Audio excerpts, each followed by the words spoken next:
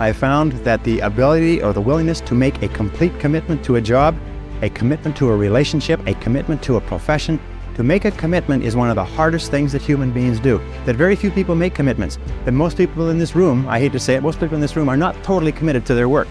Oh yeah, they're doing it. They're doing a reasonably good job. Nobody's fired them yet, right? But they're not committed. Their whole heart isn't into it. And yet no success is possible without commitment. Who is it that Emerson said that every great achievement is the triumph of enthusiasm? That the ability to commit yourself enthusiastically, wholeheartedly, 100% to what you want to do is the starting point of all achievement? That if you cannot commit yourself wholeheartedly, it probably means that it's not right for you?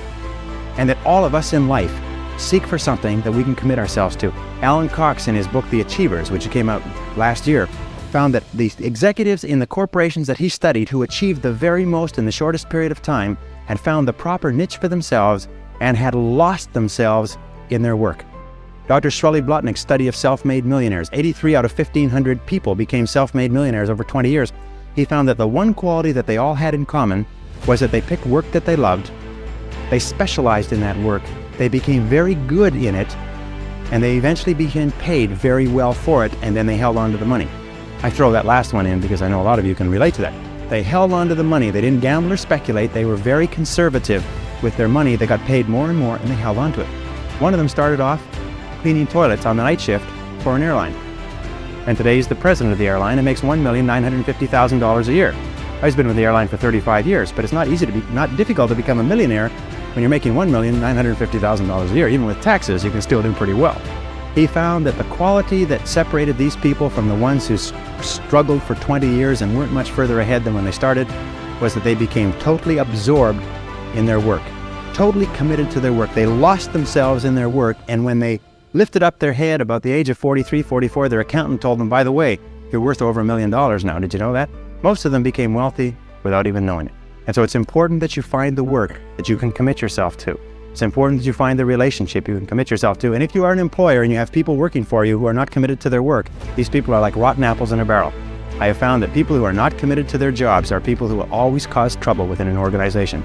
And the people who are committed, you don't have to be the most talented, and you don't have to be the best looking, you don't have to be the best educated, but if you're committed to your work, you'll do more than all the people with all of those blessings. So commitment is important. Commit yourself to your boss, commit yourself to your job, commit yourself to your relationships, commit yourself to your company. Loyalty is one of the most valued single qualities in work. And Peter Drucker says that more executives fail in life because of lack of loyalty to their companies, to their boss, than for any other reason. And why is lack of loyalty? Lack of loyalty is just the expression of lack of commitment to that organization. Dare to go forward in your life. Dare to go forward in the direction of fulfilling your potential. Many years ago, I was a karate student. I was also a karate instructor, and I competed in 3 international championships. And one of the things that I learned from my best karate instructors, and I studied under 6 world champions, is they told me that when you fight, always move forward. Even if you're only moving forward a half an inch at a time, you just always move forward. He said when you're moving forward, 100% of your attention is forward. But if you're moving backward, even a half an inch at a time, half of your attention is always behind you and where you're going. So always move forward, always dare to go forward. Whenever you have a choice of either staying still and playing it safe or moving forward, move forward. Not because you'll necessarily succeed every time, because it reinforces and cements the habit of moving forward. And most people, when they have a choice of moving forward or playing it safe, play it safe. But I think General Douglas MacArthur said there's no security in life, only opportunity. Life is very perverse in a way, because the more we seek security, the less we have it. And the more we seek opportunity, the more we have security. Helen Keller said this beautifully. She said, life is either a daring adventure or nothing at all. She said the tendency to seek security is the low road to failure. That courage is absolutely essential. And one of the things that I used to think that if you were really courageous, eventually you got to the point where you weren't afraid. I'm going to tell you something, that if you're not a little bit afraid, at least 3 or 4 nights a week, you're not trying hard enough. If you're not falling on your face over and over again, if you're not trembling when you go to sleep with your heart pounding, then what is happening is you're not trying hard enough. You're living too far within your potential. That all really successful people live on the outside edge of what they're capable of. And it's always a little bit scary on the outside edge, because we all have feelings of uncertainty. We all have fears. We all have doubts that hold us back.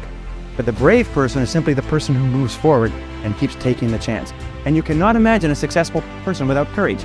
You cannot imagine a successful person without the courage to face and confront their fears and to move forward. In my experience, the fear of failure is the greatest single reason for failure in adult life.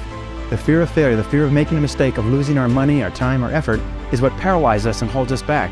But the fear of failure is a habit which can be counteracted by the habit of courage.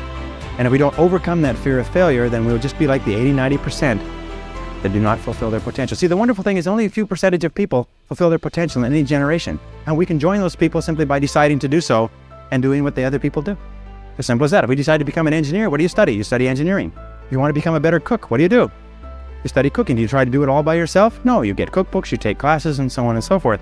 If you want to be successful, if you want to fulfill your potential, study the men and women who are fulfilling their potential and just do what they do. And finally, with regard to courage, the great expression of courage is to persist in the face of adversity, but to persist when things really get rough. To be able to pick yourself up and pick yourself up over and over again. And believe me, if you decide to go for the goal in your life, you're going to get knocked down over and over and over and over again. Every single week, you're going to have heartaches and disappointments and frustrations and setbacks and obstacles, but without those obstacles, no success is possible. You see, the only way we can be successful is if we develop momentum. And we cannot develop the momentum unless we are struggling with obstacles. And struggle with adversity goes hand in hand with all great success. What most people do is they back away from adversity. But if you want to see if you're a brave person, what they call the 4 o'clock in the morning courage, wait when things go completely to pieces, when things are the worst, when your very best deal falls apart and your rent is late and you're tired and you're sick and everybody is mad at you and your car doesn't work, then it's the person that picks themselves up and says, nothing is going to stop me.